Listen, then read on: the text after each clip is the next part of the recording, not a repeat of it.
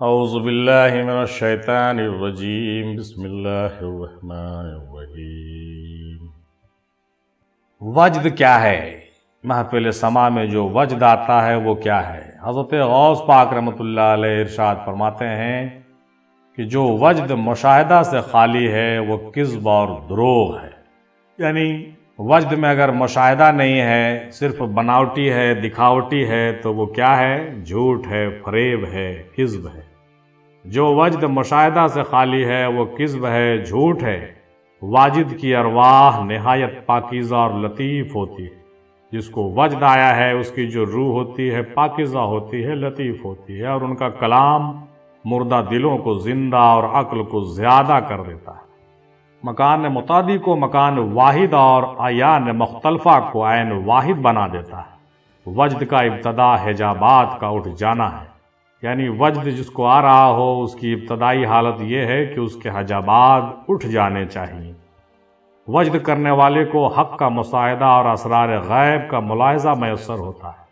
یعنی حقیقی معنوں میں کوئی اگر وجد کر رہا ہے تو ایسے نہیں کر رہا ہے، بلکہ اس کو حق کا مشاہدہ ہو رہا ہے، کچھ اسرار غیبی اس پر کھل رہے ہیں، وہ ملاحظہ کر رہا ہے تبھی وجد کر رہا ہے۔ اور ایسے ہی لوگوں کو وجد کیا جانا چاہیے یا اس کو کرنے کی توفیق ہوتی ہے۔ اگر وہ سچا ہو تو وہ خود کرے گا، ورنہ بناوٹی کی تو بات ہی نہیں ہے۔ وہ یہ ہے کہ اس کی وجہ ہے اوصاف بشریت منقطع ہو جائیں، اور جس وجہ سے بشریت کا فقدان حاصل نہ ہو وہ وجد نہیں ہے۔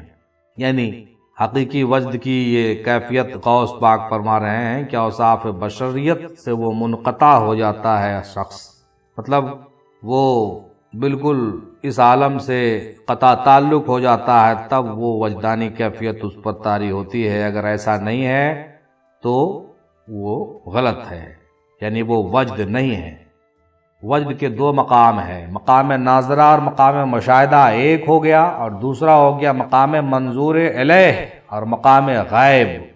یہ وجد کے کچھ ٹیکنیکل باتیں ہیں جن کے بارے میں غوث پاک نے جو کچھ ارشاد فرمایا تھا ہم نے آپ کے سامنے پیش فرمائی ہے۔ اللہ تعالیٰ سے دعا ہے کہ سچے وجد کرنے اور سچے وجد میں آنے کی توفیق عنایت ہو، اور ریاکاری سے ہم تمام لوگوں کو محفوظ فرمائے۔ وما علینا الا البلاغ۔